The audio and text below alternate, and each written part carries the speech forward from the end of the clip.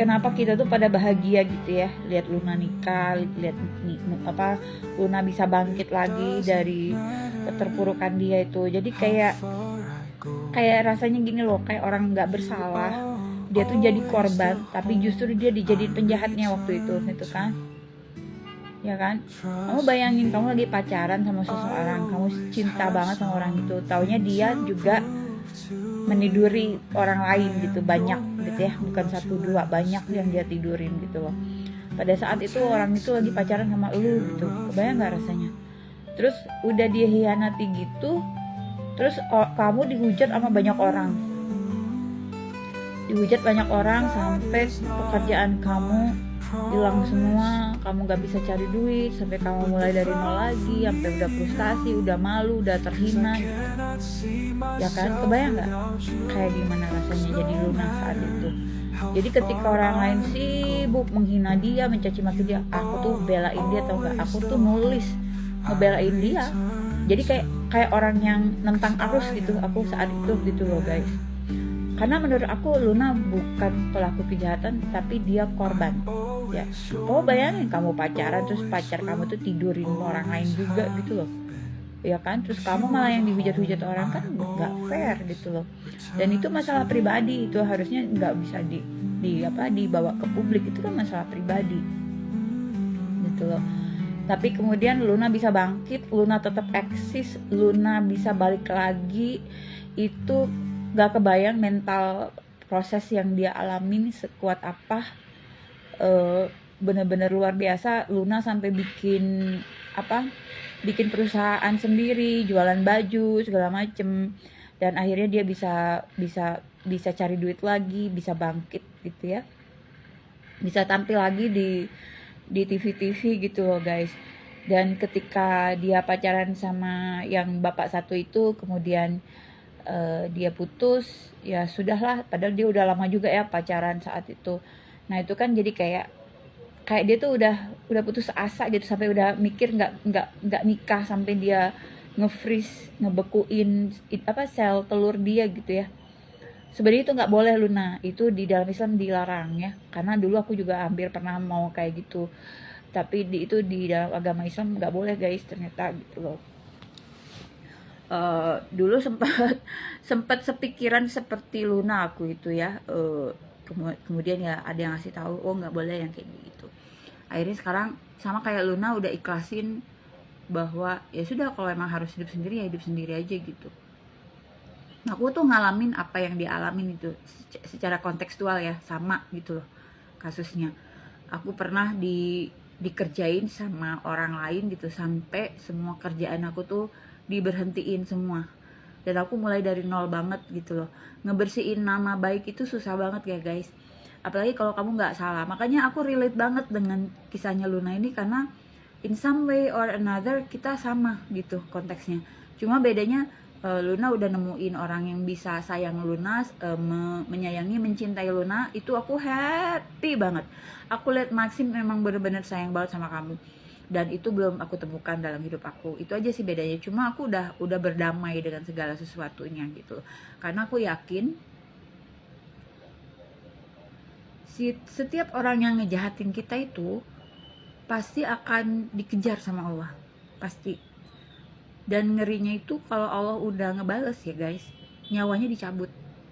Dan ini aku udah ngalamin berapa kali orang yang ngezolimin aku tuh mati gitu ya guys. Nggak tua nggak muda, mati gitu. Padahal aku nggak dalam posisi ngedoain yang jelek-jelek, juga nggak bisa bales mereka.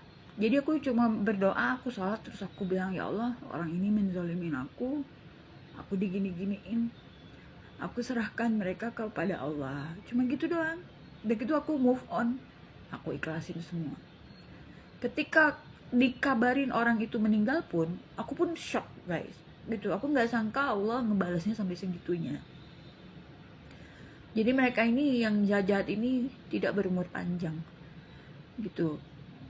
Jadi aku percaya banget dengan namanya kita tawakal. Jadi pasrahin sama Allah itu, pasrahin bulat-bulat. Jadi nggak tanggung-tanggung gitu loh guys.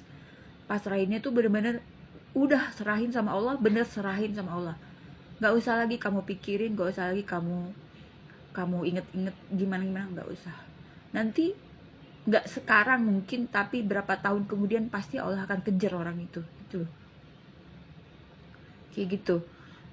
Jadi melihat Luna bahagia sama Maxim tuh kayak aku tuh diingetin bahwa rencana Allah tuh jauh lebih baik daripada rencana kita.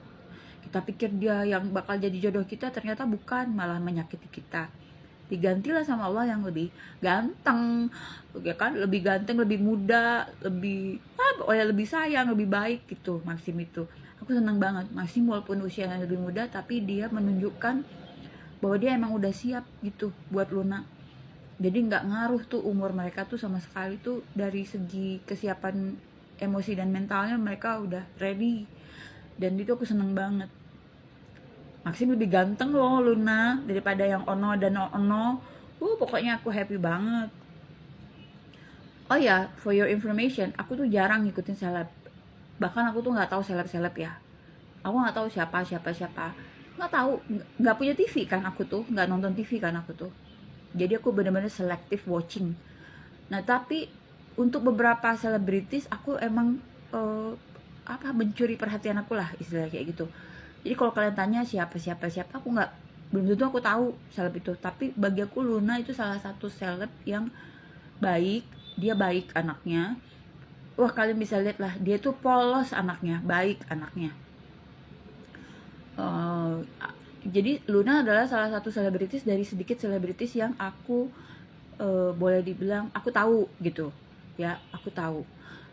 Karena aku nih bukan penggemar selebritis guys gitu. Bagi aku lebih senang aku baca buku atau nonton film gitu sekalian. Jadi aku tuh bukan orang yang kurang kerjaan yang ngikutin selebritis, bukan. Tapi spesial untuk Luna itu aku ikutin guys. Ikutin dalam arti aku tahulah berita-beritanya gitu. Walaupun nggak ngikutin yang gimana-gimana, tapi aku minimal ngikutin perkembangan dia lah gitu. Kalau selebritis yang lain nggak tahu aku, aslinya nggak tahu aku gitu. Nah tinggal satu lagi nih ya, kita tunggu nih Ivan Gunawan nih kapan nih gitu loh. Kan lo jangan kayak kebencong-bencongan gitu deh Van. Lo tuh cowok maco, cowok cakep loh, dan lo tuh baik gitu orangnya. Lo tuh jujur banget orangnya. Gue suka tuh kalau lo belak-belakan kalau ngomong gitu. Gue suka sama orang-orang kayak gitu, pada yang munafik gitu ya. Lo kapan cepetan lo nikah gitu loh. Lo rubahlah image lo, jangan kayak bencong-bencong gitu Van gitu. Nah lo tuh baik sih, orang baik. Nah jadi dua, Luna, Ivan itu salah satu seleb yang gue ikutin.